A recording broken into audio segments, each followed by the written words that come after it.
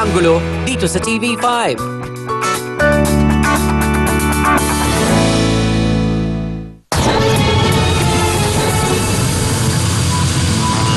Itinuring ng tahanan ng pambansang alagad ng sining na si BenCab ang Baguio City. Dito lalong umigting ang pagmamahal niya sa bayan at lalong pinagsisikapang makapag-ambag sa lipunan.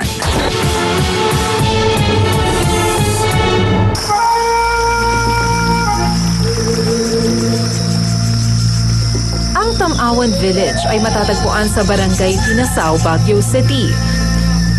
Bukod sa paggunita sa katutubong kultura at sining ng Cordillera, ito'y itinayo para maging tagpuan ng mga alagad ng sining sa pamumuno ni BenCab noong taong 1998. Ang naisip namin, parang gawing artist village and a venue for younger artists to exhibit, tapos mga workshops.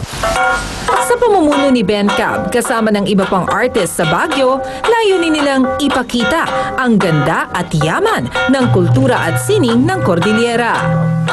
Pero nagkaroon daw ng di pagkakaunawaan ang kanilang grupo kung kaya't kinailangang kumalas ni BenCab sa proyekto. Marami kami masyado ron. Lahat ng problema ng mga artist, ako yung nag-bail out sa kanila and So sabi ko, I have my own problems. Why should I, sila na lang. And mas maganda naman dahil they learn to keep the place and make it work. Nag-iwan siya ng inspirasyon sa mga batang artist upang lalo pang paghusayin at pagyamanin ang kanilang angking galing at hilig sa sining. Nung nagkaroon ako ng vacation dito, parang exploration sa art, nakita ko yung mga ethnic designs nila, yung mga patterns, parang na-inspire ako, kaya yun ang ginagamit kong designs kapag sa mga artworks ka.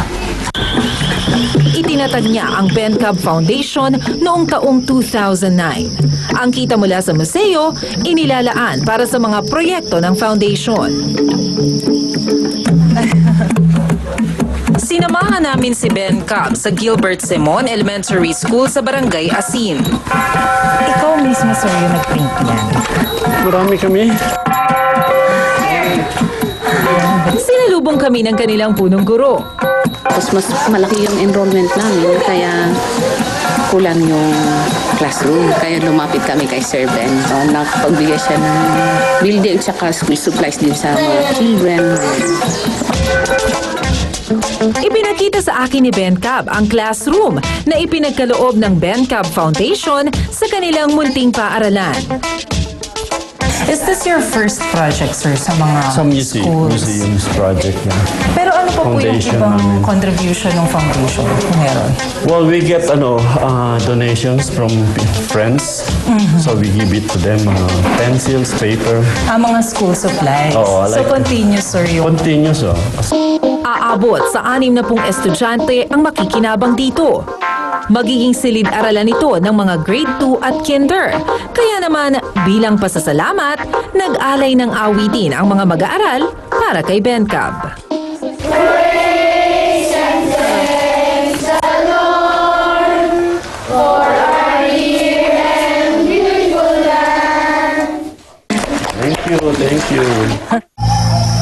Malaki ang pagmamahal ni BenCab sa kalikasan. Ang kanyang hardin daw ang isang patunay ng pagmamahal na ito. Sari-saring mga halaman ang itinanim niya rito.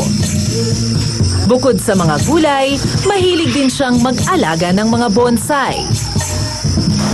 Pine tree, Nito lamang Abril, nagtanim si BenCab ng 70 pine tree sa tabi ng kanyang hardin. Bahagi na rin ito ng paggunita niya ng Earth Day. Higit sa pagiging isang alagad ng sining, alagad din ng lipunan si BenCab. At ang kanyang mga obra, sinasalamin daw ang mga realidad ng lipunang kanyang ginagalawan. Ano po usually yung message na ipinaparating nyo through your painting? You look at the world, you have to think about giving question about the situation. Tulad na lang ng kanyang obra na Floor Contemplasyon na isinali niya sa exhibit sa Singapore kung saan binitay rin ang naturang domestic helper. I hung her painting in Singapore. Nakaalis na ako nung nalaman nilang si Flor yun. So they But what were you thinking that night? because it's a sensitive subject, I mean something that will have them think about the issue. Ano po yung pinakamalapit na social issue sa inyo? Ang social issue na is of course martial law. When martial law was declared. Because it has a lot of suppression. Paano niyo po yun ipinortray through your art? Gumawa din akong commentaries on that. Meron akong print na I call 1081. Okay. Ano po yung 1081? It's a soldier with dead people and Marcos with his fist down and demonstrations. Tulad ng mga itinanim na halaman ni Bencab, nagsisilbing butil ang malikhaing pag-iisip at sining na maaaring umusbong kapag pinagyabong ng pagmamahal at dedikasyon. Thank you, thank you. Malaki ang naging ambag ni Benedicto Cabrera sa larangan ng sining sa ating bansa. Sa kanyang mga guhit, larawan at painting, sinasalamin niya ang mga hamon sa buhay ng isang karaniwang Pilipino. Isang mukha. Iba't ibang pananaw. Isang kwento. Ito ang Anggulo. Magandang gabi po sa inyong lahat.